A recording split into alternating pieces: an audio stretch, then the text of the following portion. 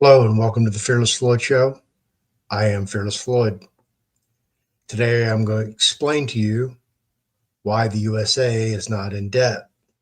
Most people seem to accept the narrative that the United States has 36 trillion plus in debt or financial responsibility or liability, however you want to look at it. So we're going to go listen to the folks that are in charge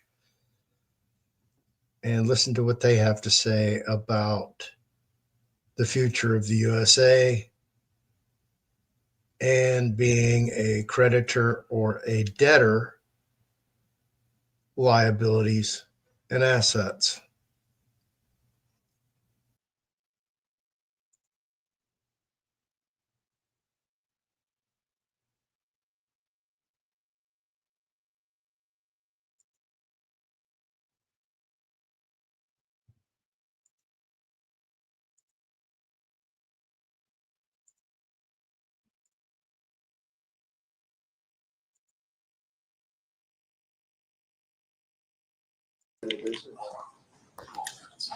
Hello, everybody. Hello, sir. Hello. You tell me when you're ready.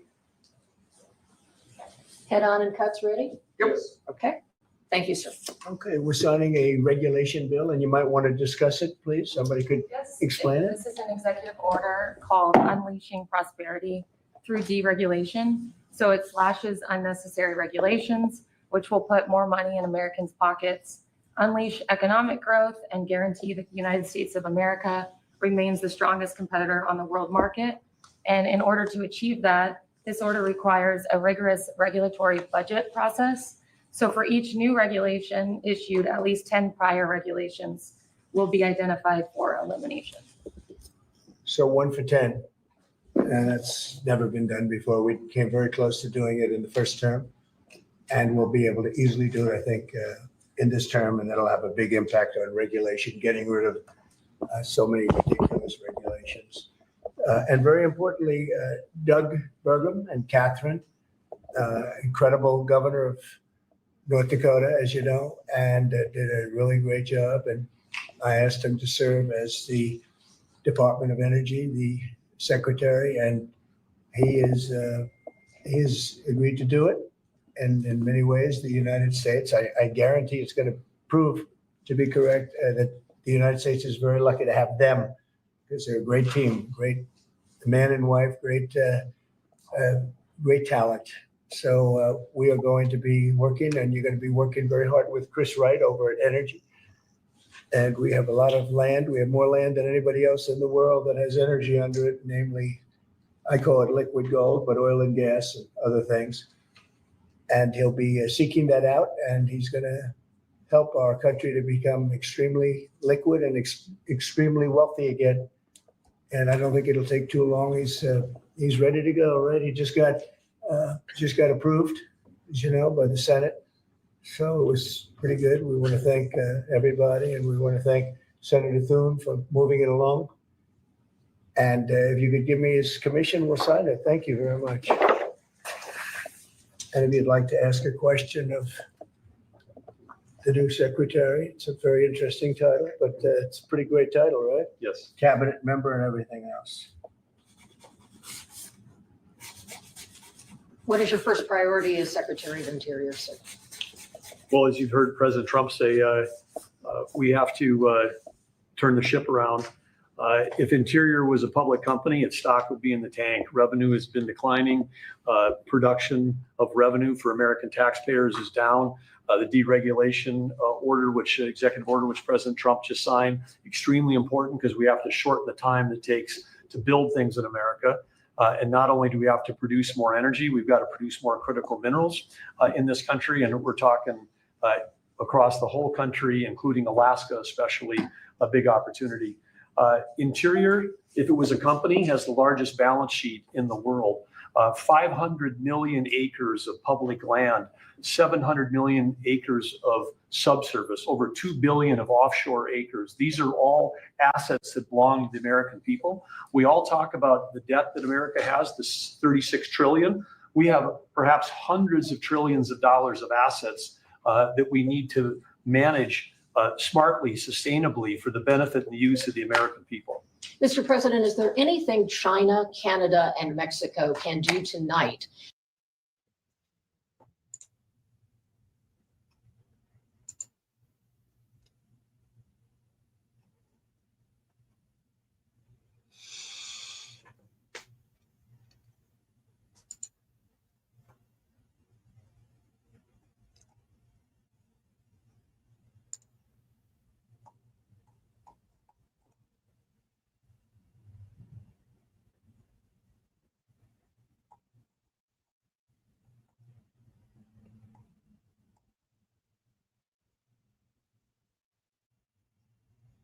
All right.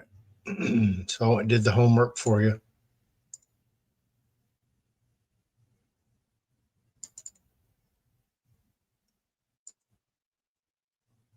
Question, chat, GPT. Which company has the largest balance sheet and what are the figures? As of 2024, the Industrial and Commercial Bank of China, ICBC, holds the largest balance sheet among global companies with total assets amounting to approximately 6.898 trillion US dollars. Right behind that is JP Morgan Chase at 3.58. I also did this with Grok. I had never used Grok before. And I did these identical questions with Grok as a comparison to see which one was better.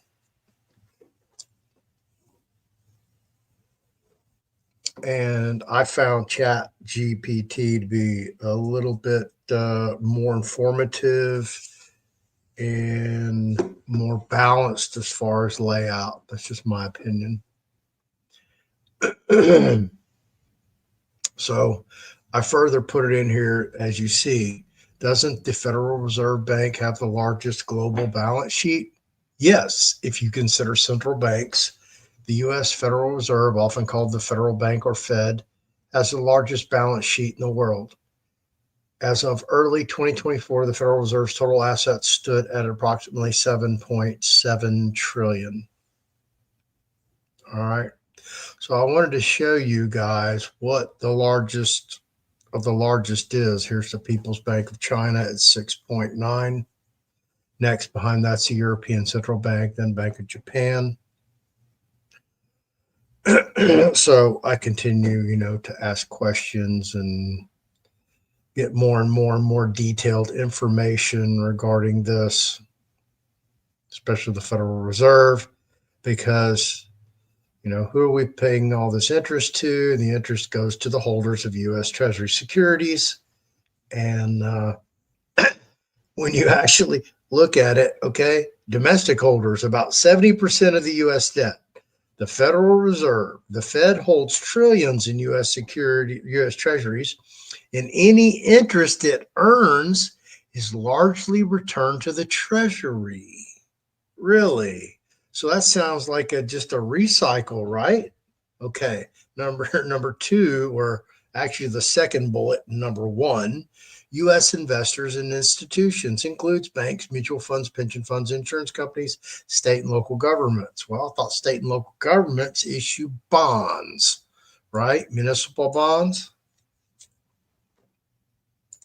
All right. Social Security Trust and other government accounts. These funds invest in special treasury bonds. Does not sound like a Ponzi scheme to you? Foreign holders, about 30% of the U.S. debt. Well, there's Japan, China, United Kingdom, other countries. Total U.S. interest payments in 2023, U.S. paid over $1 trillion in interest on its national debt.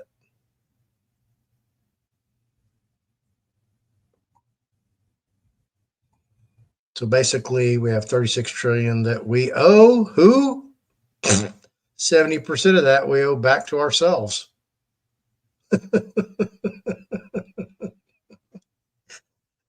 Let's go do some arithmetic. Because I didn't even snap to this until I did the video. So that's hilarious. 36 trillion. Oh, three more zeros. There we go. 36 trillion divided. Oh, no, hang on. Times 70% equals. That's 25 trillion. 25 trillion, 200 billion. So out of the 36,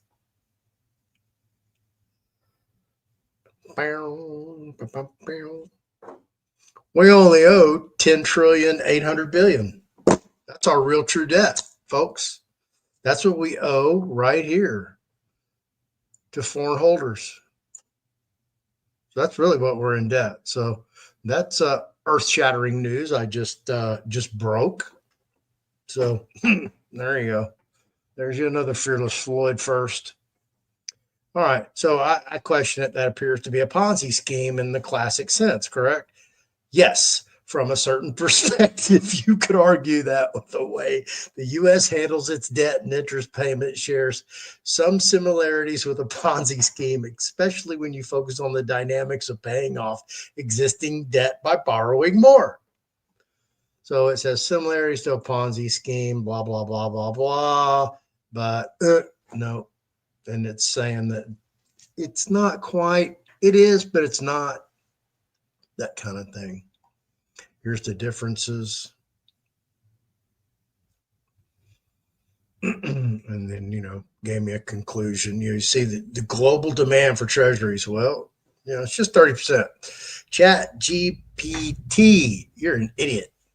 And it should be billions. Billions are being laundered through Congress via grants, NGOs, etc. No country can continue to print currency until other countries decline to buy treasuries. And have you heard of BRICS?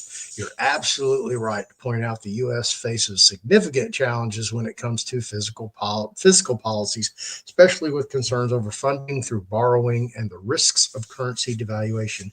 And yes, the issue of corruption, money laundering, and questionable allocations of funds through channels like grants, NGOs, and Congress is a real and legitimate concern.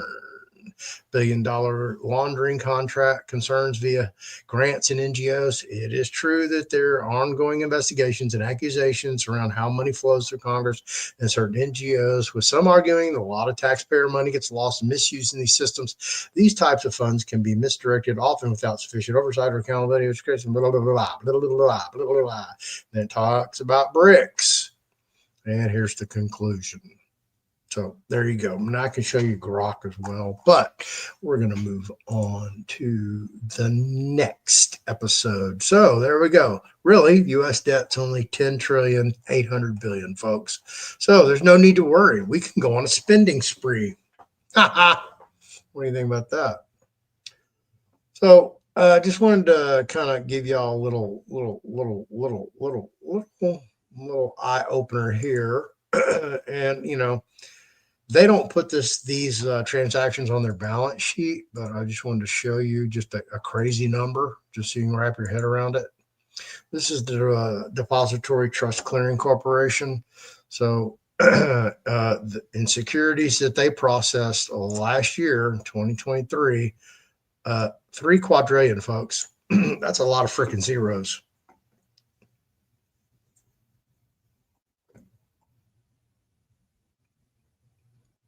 And here's their numbers. All right. Huge numbers we're talking about. All right. We're going to get on to the next video. And let's see.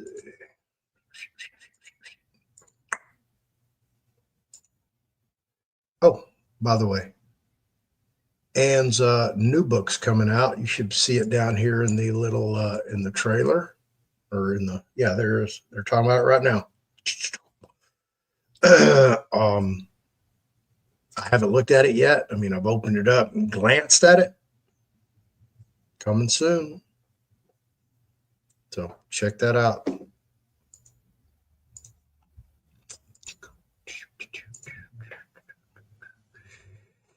Y'all ready?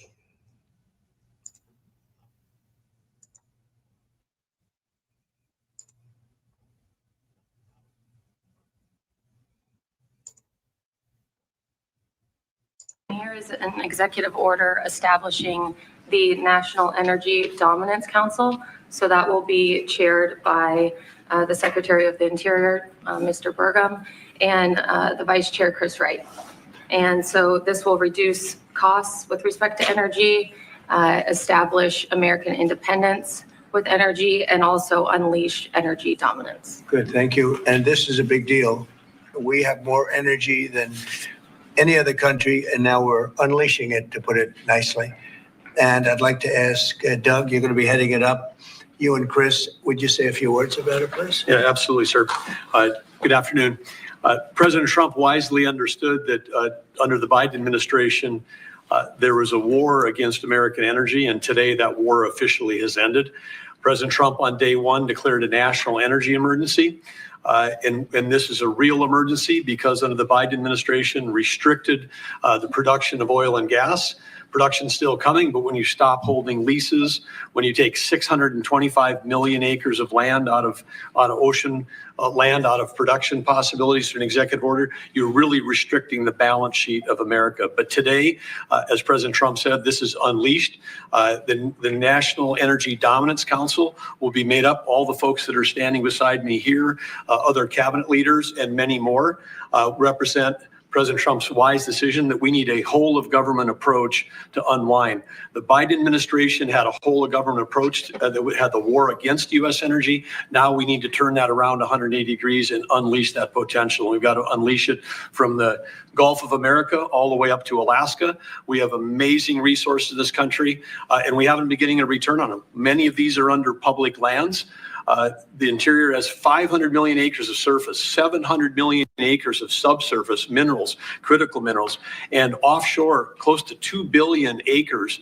And that balance sheet is the biggest balance sheet in the world, and it's been completely underutilized. Everybody knows we have 36 trillion in debt as a country, but no one knows how many hundreds of trillions of dollars of assets we have. And President Trump is asking us to go get a return on that investment for the American people. And with that, we're going to have prosperity at home with lower prices.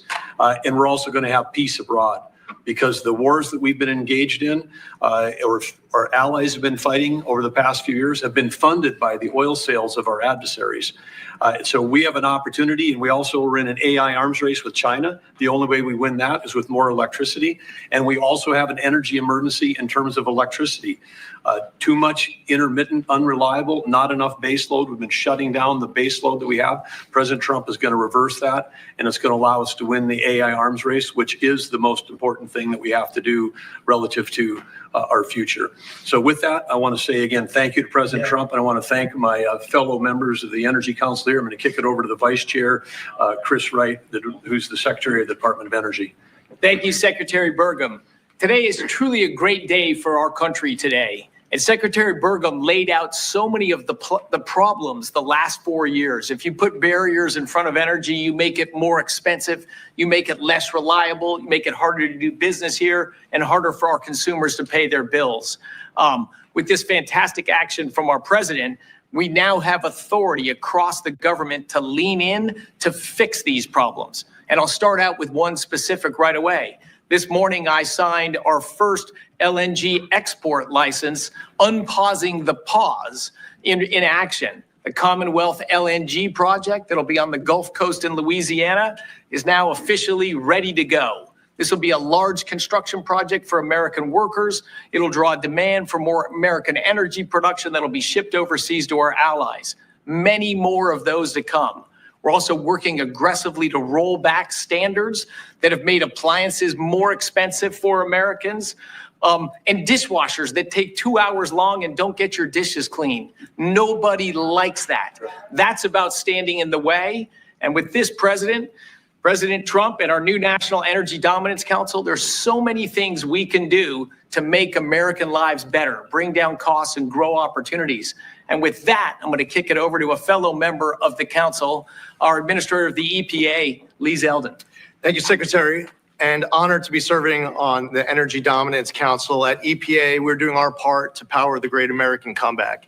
And President Trump has made it clear that he wants EPA to be doing our job to ensure that we are unleashing energy dominance however we can help, that we are assisting in making America the AI capital of the world, that we are pursuing permitting reform, that we are helping to bring back American auto jobs. This is the mandate of the American public. That the Trump mandate, it was clear, and the guidance from President Trump to me when he asked me, thankfully, for the opportunity for us to be able to serve together in partnership to unleash energy dominance. This is a moment that we must meet. To that end, it is important to note that the prior Biden-Harris EPA issued a waiver to California for tailpipe emissions. This was a rule that should have been submitted to Congress. We will submit it to Congress. Congress will have the opportunity through the Congressional Review Act to make that waiver go away. We will do everything in our part to help the American people to make life in America more affordable. The golden age of American success is upon us. If you're excited about the last 3 weeks, that was just a taste of the main event, the entree to come, the next 4 years being the greatest term in the history of the American presidency. With that, I'd like to introduce Sean Duffy. Thank you. So, first of all, thank you for the work on dishwashers. We use more water to wash our dishes before we put them in the dishwasher. That's right. We're not saving water, we're using more water, so thank you for that. But I'm also joining the EPA. We've introduced our rules to start to look at the CAFE standards. So we're looking at how much it costs for end users when they put gas in their car. And the Biden era standards are costing billions of dollars in taxes and carbon credits, which drive up the cost of vehicles. And so we're going to remedy that, rectify it, and make sure we're bringing down the cost of a car, number one. Number two, if I could just mention, Mr. President, per your direction, we are going to move forward with a permitting process for the Texas Gulf Link Deepwater Port, making sure we can move energy in and out of the country. So that was held up for 5 years. And it was stonewalled, bureaucrats got in the way. We're now going to move forward with that, making sure we have great oil infrastructure in the country. Great, thanks. And Howard Lutnick? Yes. So the nanny state, you're feeling the end of the nanny state, from straws made of paper to regulation endlessly harming Americans and holding us back. It slows down our production and manufacturing, which we were talking about with the Prime Minister of India yesterday. You're hearing that about energy dominance. It's going to go away. We're going to care about Americans. The Trump administration and this president cares about Americans, and you're going to feel it change. You're going to feel the price of energy coming down. You're going to feel prices coming down. You're going to feel an explosion. The golden age of manufacturing of America has always been there. It's just been stifled by regulation, and that time is over. Thank you very much, Howard. Please. Mr. President, I just want to say that you've built such an incredible team, and Secretary and Chairman Burgum, that he's been working on this his whole life. And so what I expect you to see, sir, is action as early as next week that is going to shock people about how good it is for Americans. And so thank you for your leadership, sir. Thank you very much, Kevin. And we are also working on a project that has been under wraps for 20 years. Everybody wanted it. It's been held up by New York. It's a pipeline that will bring down the energy prices in New York and in all of New England by 50, 60, 70%. It should have been done years ago.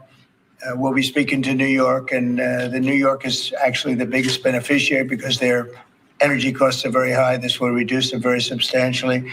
But all of the governors want this to happen. And I think it's going to happen. It's now going to happen. It's something that's would rather not have to go eminent domain. We'll do that if we have to in New York, but hopefully we won't have to do that. This again will bring down energy prices in New England by numbers that nobody can even believe, probably 50, 60%, maybe even more than that. A lot of them don't even pay energy because they have no energy. They use logs. They go out and they cut down a tree.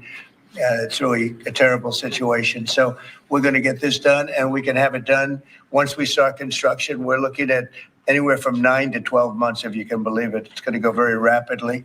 The other thing I'd like Doug to mention, the 635 million acres that Biden so viciously took out of our net worth. If you look at it from the standpoint of a company, you talk about net worth. They've destroyed our net worth.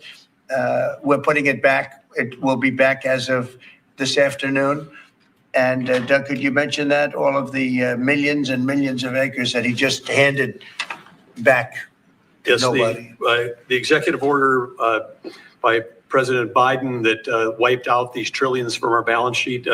President Trump signed an executive order instructing me as the Secretary of Interior to unban that ban, and that's been accomplished. And so those are back on the U.S. balance sheet. Okay. Sorry, which one is that? The 625 million acres of offshore that was banned from further lease sales. Further anything. And 625 million acres is Right. 1/3 the size of the lower 48 that was taken off our balance sheet. It's back on there now. President Trump cares about the American people. He knows that these public lands belong to the public. They don't belong to Washington bureaucrats from the prior administration. And we're going to make sure that we get a return on investment for the American people. The amount of money that he took off our balance sheet, if you look at it as a balance sheet, it was incalculable. Nobody's ever seen anything like it. And he did that, I guess, in the last few days of the administration. He just wiped it out. 635 million acres, which if you sit down and look, it's like that's a major part of the ocean. And he just gave it away and took it away. And fortunately, it wasn't done with an act of Congress or anything. And we did it in a, I think, very abbreviated, very quick, and very legal procedure. And it's now back on our balance sheet. It's back as part of our country. What they did was so horrible. It was just a terrible thing to do, an unbelievable thing to do. Also, they mentioned dishwashers and sinks and showers and the whole thing. We're going to get rid of those restrictions. You have many places where they have water. They have so much water, they don't know what to do with it. But people buy a house, they turn on the sink and water barely comes out. They take a shower, water barely comes out. And it's an unnecessary restriction. And basically, I think we're going to be going back to the Trump rule. We had it, and everybody was happy. And then these people came in and they restricted it again. So we're going back, and we'll get it approved by Congress. In addition, we'll get it approved by Congress. So for 4 years, it's good, but we're going to get it permanently taken care of. And again, very environmentally friendly. But we want to be able to, when somebody turns on a sink to wash their hands or presses the button for a dishwasher and there's barely enough water there's no water. And you know what they do? They press the button 10 times. They run it 10 times. So it ends up costing a lot more. So I know you're working on that. And where are we on that? We're working closely with the Department of Energy with regards to rules that were enacted during the Biden administration. Inside of the EPA, we are overhauling the water sense standards that are there to update them for the American people, to bring down cost of living and combat inflation, and just pursue common sense. Good. Well, we have more oil and gas than anybody else in the world. We're opening up ANWR again. As you know, we got something Ronald Reagan couldn't do it. No president was able to do it. I got it. And the first week in office, the Biden administration terminated that. ANWR is the biggest site, probably bigger than Saudi Arabia. We don't know yet, but it's of that size or bigger. And we hit gold, and I call it liquid gold, but we hit gold, and for whatever reason, they terminated it. And we were just ready to start utilizing it. This could take care of all of Asia, energy-wise, very close to Japan. In fact, Japan wants to go and be our partner doing the pipeline going right into the ships. So they expressed tremendous interest. So did Prime Minister Modi of India. And just in closing, both Prime Minister Modi and the Prime Minister of Japan, both very good people, they said we couldn't make a deal. We couldn't get any energy. I mean, you wonder what was going on with our country. They couldn't make a deal to get any energy from the Biden administration. They just couldn't do it. There was nobody to deal with. They didn't know how to go about it. And they're very happy that we're here. But we're going to really benefit our taxpayers, and we're going to benefit our country. So I want to thank everybody for coming. This is a very big bill. This is really going to be energy dominant. We're going to be energy dominant like nobody else. And this doesn't even discuss all of the electricity that we're going to be producing for all of the AI plants. You know, they need double the electricity at least that we have right now. So you take all of our electricity that we have all over the country just for AI to do it right and to win that war, which we're leading by a lot because of what we've done over the last few weeks. We're leading by actually a lot. But if you take all of it, we have to double our electricity needs just for the AI, and that doesn't include the other technologies. So it's a real honor to sign this bill. We're going to also work on CAFE standards. Lee, you're going to be doing that and make that whole situation, bring that back into reality. And I think very quickly, having to do with cars. Thank you very much. Were we cut any tariffs yesterday as part of your meeting? No, but in 2 weeks, we will have another one. Yesterday was very big. Reciprocal tariffs was very big. And I explained to the Prime Minister of India, Prime Minister Modi, very good man, his tariffs are very, very high. India's tariffs are among the highest. And I said, well, now, we were very low. We were the lowest. They're just about the highest. There are others as high, but not much higher. And I said, no, from now on, what we do is what you charge us, we charge you. It's very simple. So whatever you're charging us, you can go as high as you want. Whatever you charge us, we charge you. Did you make any pledges? And I wouldn't say they were thrilled to hear that, but that's the way it is. Tariff, I told you, is a beautiful word. Fourth most beautiful. Did you make any pledges about BRICS nations not undermining the dollar? You had threatened 100% tariffs. The BRICS nations, I think that's breaking up very rapidly. We said that if they're going to go and do anything to undermine the dollar, that includes China. I don't even know that they're a member of BRICS, but they had a few nations get together to try and play cute. And I said, we're going to put 100% tariff on every one of those nations. And at the mere thought of saying that, I think that's all broken up. That idea has no longer sailed. Now, that would be a terrible thing for our country. It would be bad for the world. They wanted to undermine the dollar. 6 nations got together. They want to undermine the dollar. That didn't work out too well. Not going to happen. And we're getting along with a lot of nations now, frankly. There's a lot of respect for the United States. We have regained the respect that we should have. But we've also done things to deserve it. I mean, we freed up our country. And you're going to see this is basically energy dominance. And it's going to be environmentally clean, environmentally wonderful. And taxes will be very reasonable based on this. We're going to make more money than anybody's ever made with energy. We have more energy than anybody else. And it's clean energy, very clean, beautiful energy. We're lucky.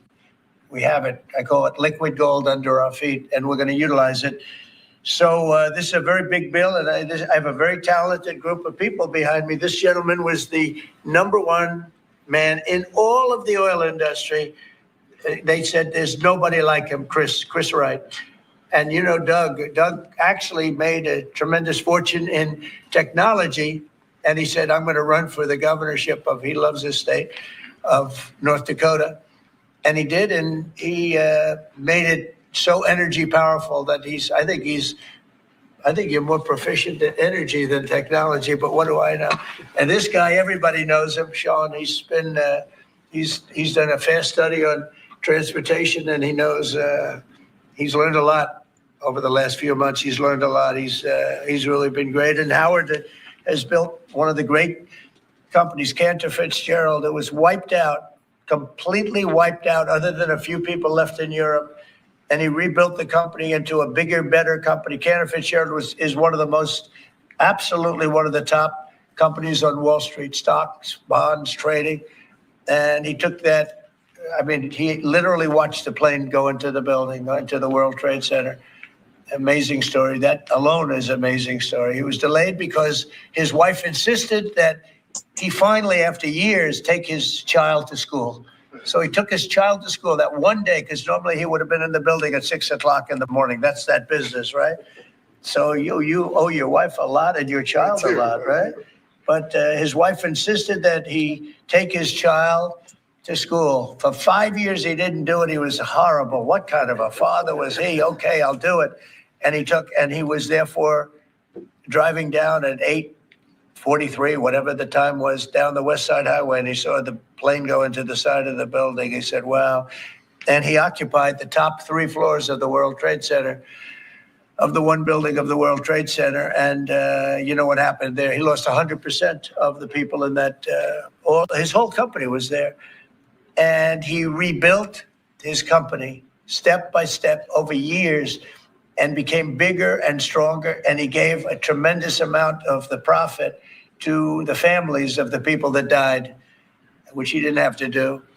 And now he's working with us. He did an incredible job. I mean, anybody in that world, they know Howard Lutnick very well. And I'm honored to have him running commerce. He's going to be incredible. He loves the country. And Lee was a great lawyer, a great congressman, very successful person, both as a lawyer and as a congressman, and knows a lot about the environment, cares about the environment. And we were lucky that I was very happy that you joined. And he was with me right from the beginning, always was with me. And I've always been with him. And Kevin Hassett, we know everybody knows Kevin.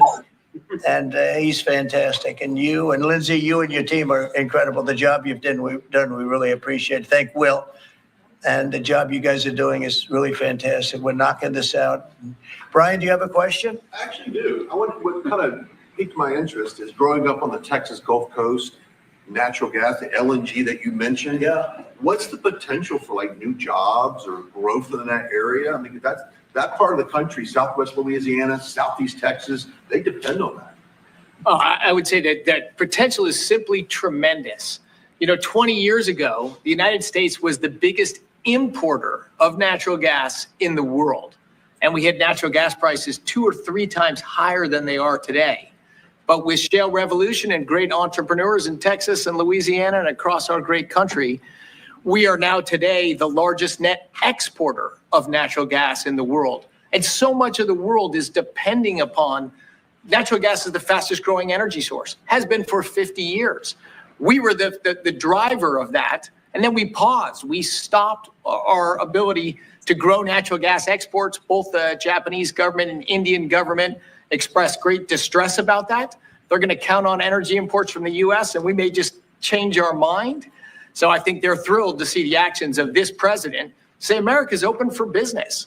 Yes, we have the energy, we have the people, we have huge job opportunities and investment opportunities, not just in the oil and gas industry, but all those surrounding communities that are lifted up by that more production here. And as we produce more production at scale, not only does it allow us to export, but it becomes more efficient and it helps us drive down the cost for our domestic consumers as well. Yeah, I know they're really happy to just let you. Thank you. Thank you, Brian. And I will say this, that this all started 8 years ago when I got elected. We were doing this, not to the extent that we're doing it now, but we were doing this and we became number 1 in oil and gas by far. And we were number 3, even number 4, some would say. When I left, we were number 1 by a lot. And then they pulled way back and the prices started going through the roof. And then they went back to my plan. But by that time, the prices had already gone up. So they really disrupted it. But now we're going to take it to a new level. It's going to be amazing. And we're also, it's very powerful, clean coal. We have more coal than anybody. This is good, beautiful, clean coal. And if you notice, China's opening up a coal plant a month. Germany is now opening up a coal plant every 2 months. Very powerful. It's probably the most powerful source of energy in terms of generation of electricity and other things. And we're going to utilize our good, clean, beautiful coal and oil and gas. We have more than anybody of everything.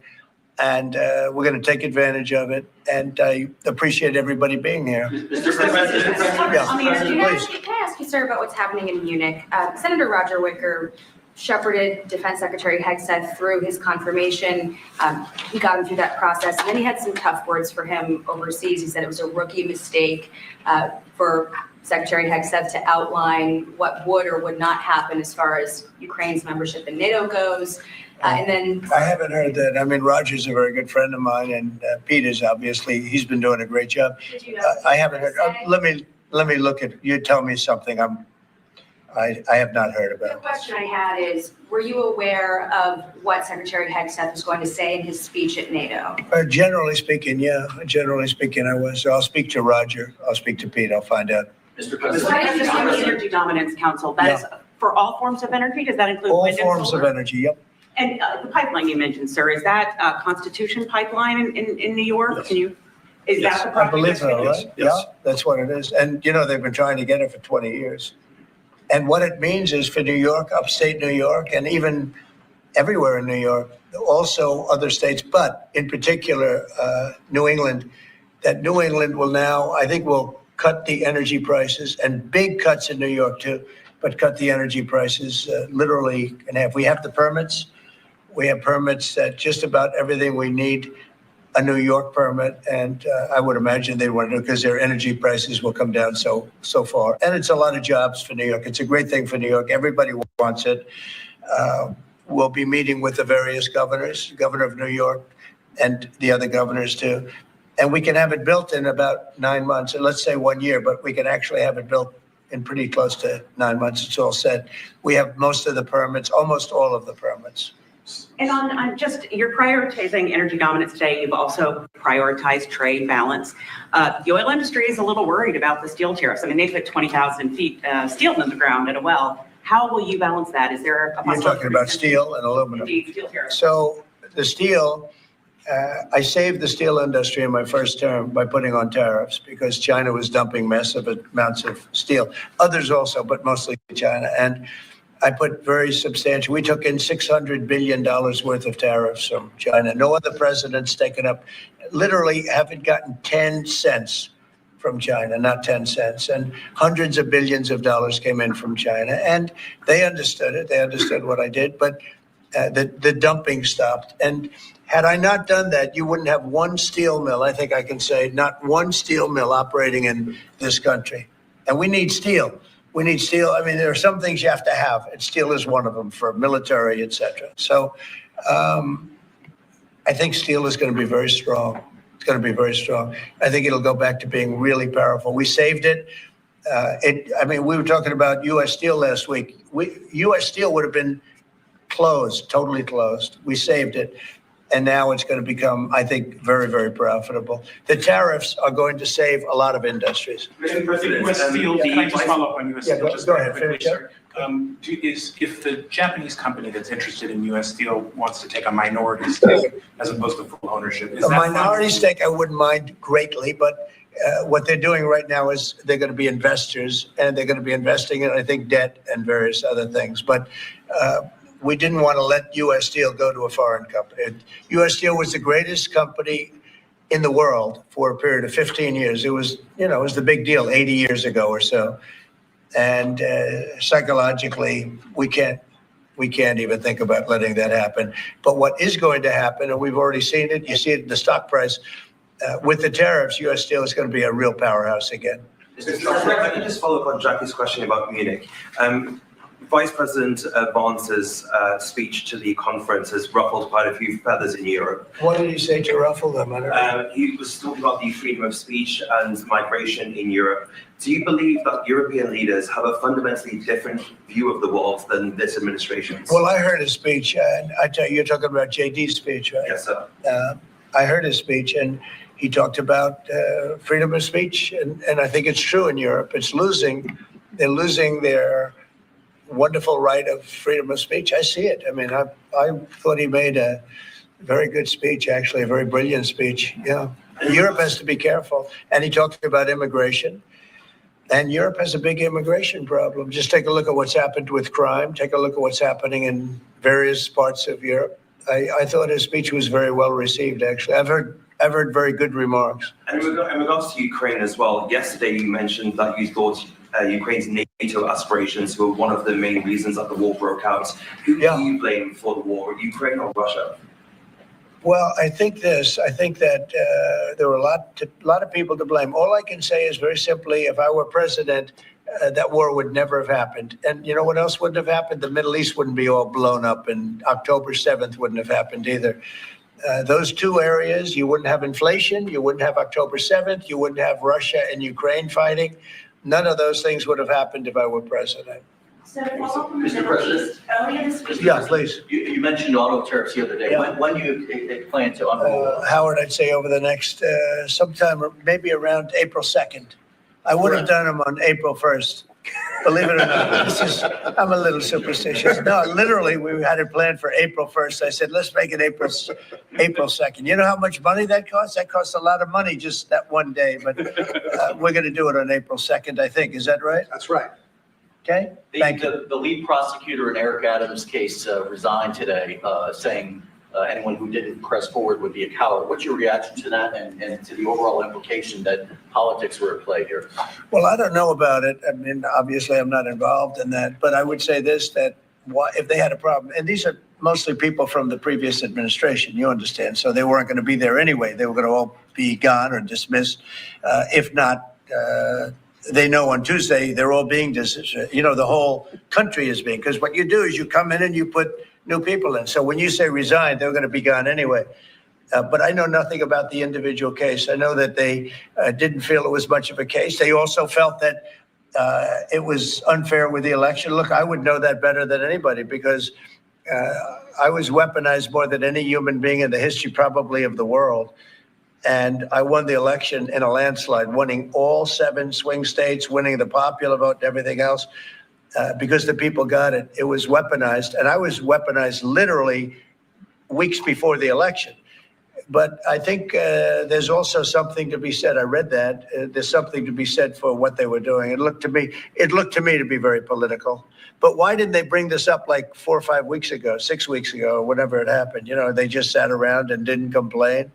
Then all of a sudden they complain, and they know they're all being dismissed anyway. So, you know. That's the way it is. That's called politics, I guess. Yeah, please. Earlier this week, he predicted that all hell would break loose if Hamas can hand over all of their hostages. What do you expect to happen tomorrow in terms of? I don't know what.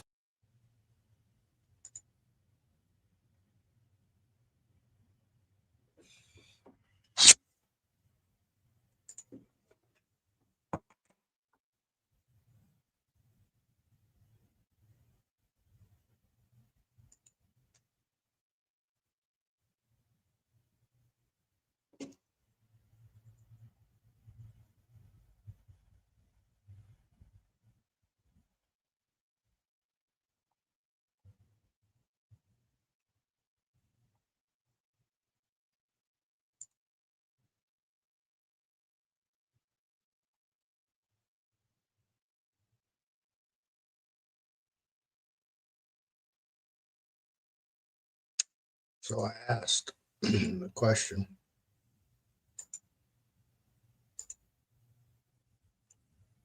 How valuable are the assets of the U.S. Department of Interior? And this is Grok answering. So the DOI oversees a vast portfolio of assets primarily tied to its management of public lands, infrastructure, and natural resources. Pinning down an exact dollar value is tricky because it depends on how you define assets, whether it's just physical property, land value, or economic potential of resources like minerals and energy. Here's what I can tell you based on the info. And of course, they talked about the, I think he said 500 million acres of surface land. And then it was, I believe, 600 to 700 million subsurface. And those are from the Secretary of Interior. Those are his numbers. So basically, what this is saying is between $1 and $3 trillion, which is not true when you just do the numbers.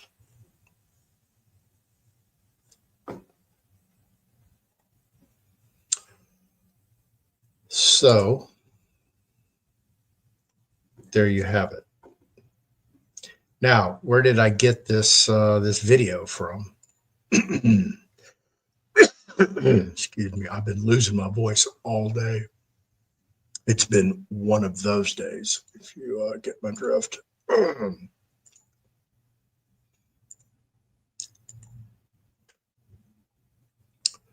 So over in my Telegram, somebody posted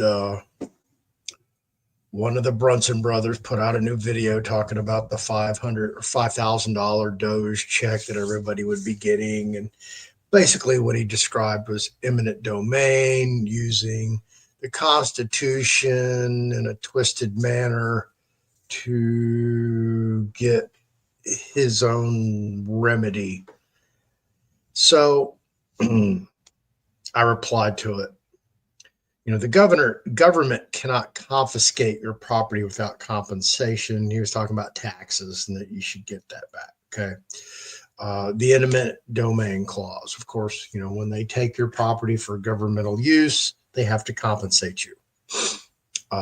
In fact, the only time I've ever seen a topless bar torn down was right across the freeway from me, called the Gold Cup.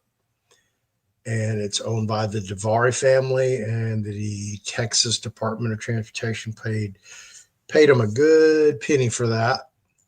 And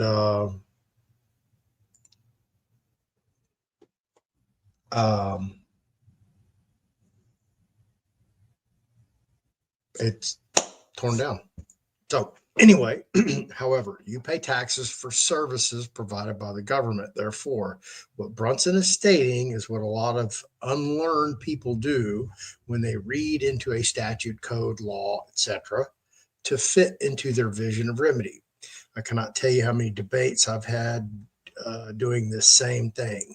If anything at all, it's an extensive overreach of application of constitutional law and the law of the land. Could people receive more than 5K? I guess you missed it. I'll do a video today on what's coming. I didn't get a chance to do that video that day. Today is the day I'm doing the video. That's where this came from. So I wanted to show you that you heard from the Department of Interior, the secretary, the new incoming secretary, tell you that the U.S.'s assets are overvalued at over hundreds of trillions of dollars. Okay, you heard that.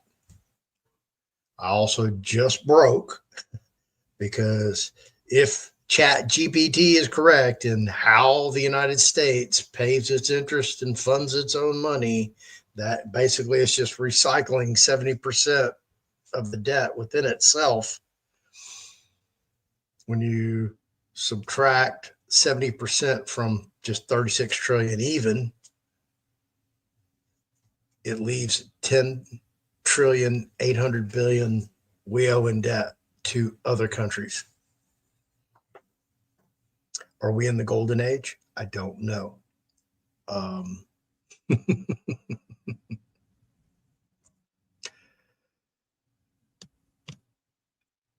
Boy, there's something else I was wanting to show you, and I don't remember what it was. The debt, the trillions. I can't remember.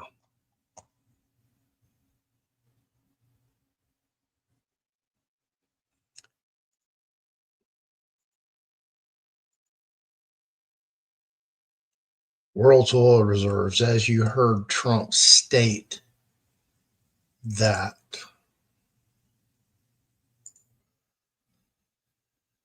the United States has more oil than any other country in the world. Well, Venezuela has the most at 304 billion barrels of oil.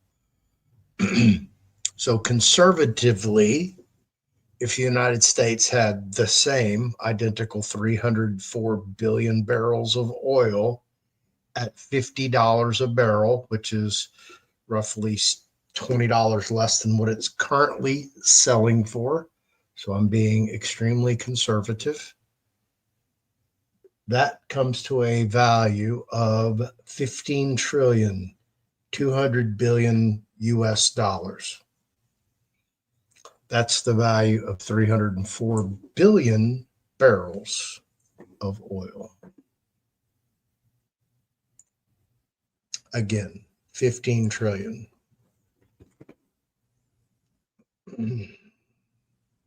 There are your numbers, folks. Could you possibly get a check or credits on account greater than $5,000 from the U.S. government? Absolutely. Because he said it belongs to the public. We are the public.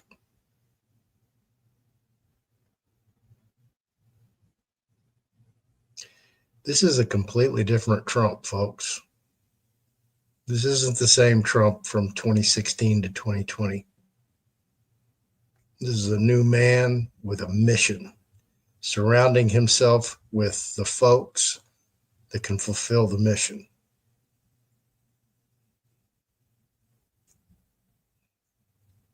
Just wait till Pandora's box gets opened. Wait till the investigations start.